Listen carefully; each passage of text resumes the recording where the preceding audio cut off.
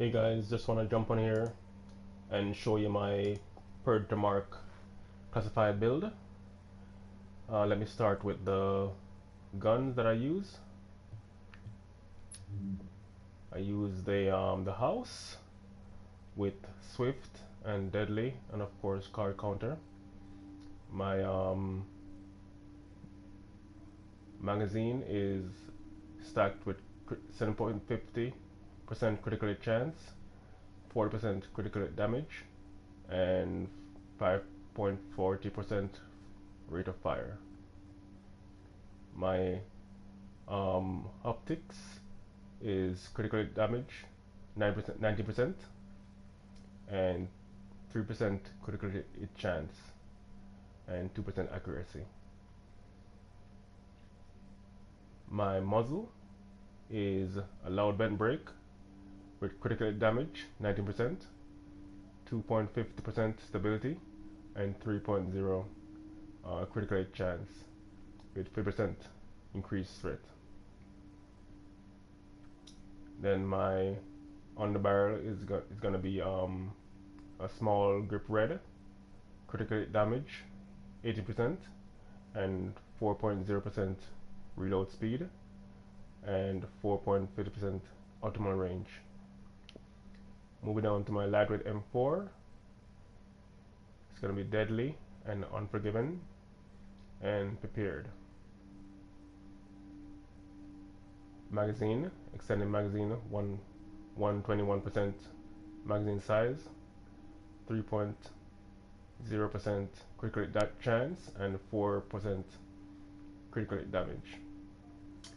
Then for the large optics, we have a rugged mini reflex sight, 6.50% critical hit chance, and 4.50% optimal range. And then we have a 4% critical hit damage. Then for the muzzle, it's a SR7 suppressor, 18% critical hit damage, and 6% headshot damage, and 3% critical hit chance with 50% reduced threat. Then with the large underbarrel, we have vertical grip, 45% optimal range, 4% critical hit damage, and 2.5% stability.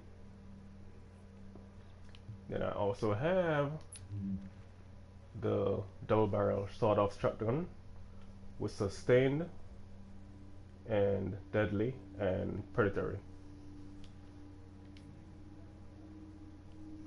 Moving over to the gear, as you can see with the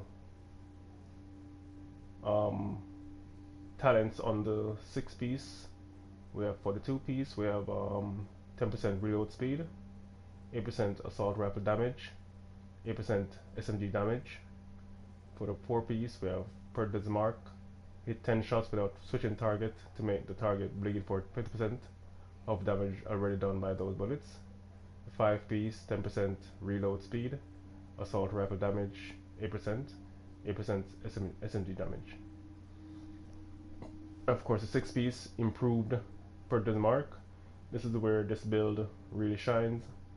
With hitting 10 shots without switching targets now applies the per dozen mark, which makes the target bleed for 50% of the damage already done by those bullets. The per dozen mark ignores the target's bleed resistance.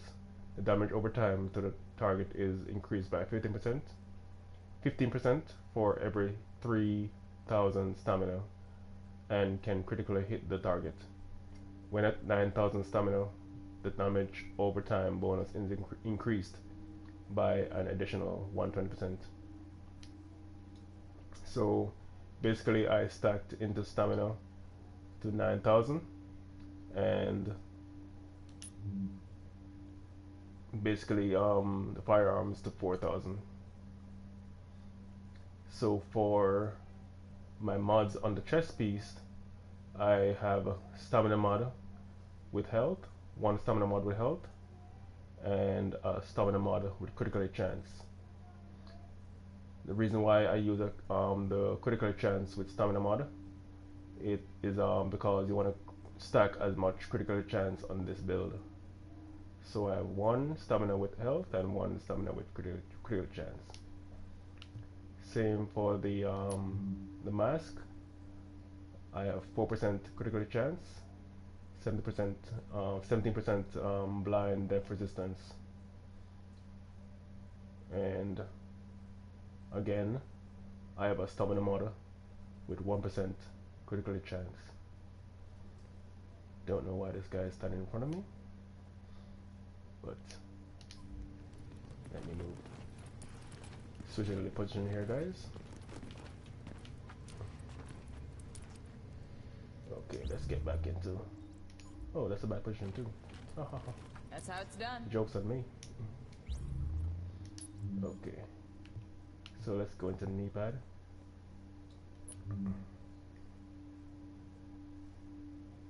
For the knee pad, I roll 9% critical hit damage, and of course the regular burn resistance, disorient resistance, and bleed resistance. Then down to the mods. Again, I roll a stamina mod. I have a stamina mod with 1% critical hit chance. And over in the backpack, before I had rolled it for critical hit chance, but I found that was a little bit too squishy, so I went back and did it for 30%, 13,000 health, and with 56 ammo capacity. I have also on this one stamina mod with 1% critical hit chance. For the prototype mods, I used first aid self heal mods, 6%. So the highest first aid self heal mods you can get, you can drop them in those slots. Same thing for the holster, 4% critical hit chance. Again, you want to stack critical hit chance as much as possible. And first aid self heal. I also put a first aid self heal on the knee pad. So let's see what that adds up to when you go into the character. So my weapon damage is 15,000.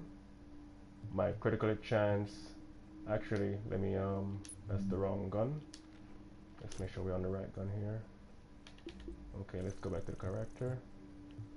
Okay, weapon damage 19,000, big difference. And critical hit chance is 54.50. That's gonna help you out a lot.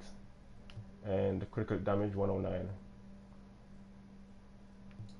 So this is where you want to stack and you get all that damage, because this is gonna make you put the bleed on really faster with the critical hit chance that you stack. Then what I use is I go between the hover heal and the box, depending on my situation. But if you in a bad situation where you need more that faster health, you wanna maybe use the box, revive box, or if you know you're gonna go against somebody with a lot of bleed, you're gonna put on the immunizer. So just depends on the situation that you're fighting in. And I use the recon pulse because the recon pulse give you a lot of range and a lot of damage, and the recon pulse comes back really quick.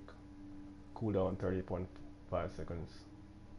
So, and the recon pulse give you 8.50% critical chance and 8.50% critical damage. So that will help you a lot. So that's the build, guys. Nothing much else to say here on the build. If you like the build, give me a like. If you see where I could do some improvements, you know, you can also put that in the comment section. Alright guys, so that's it. You did great work, Agent. Thank you very much for watching. See y'all later.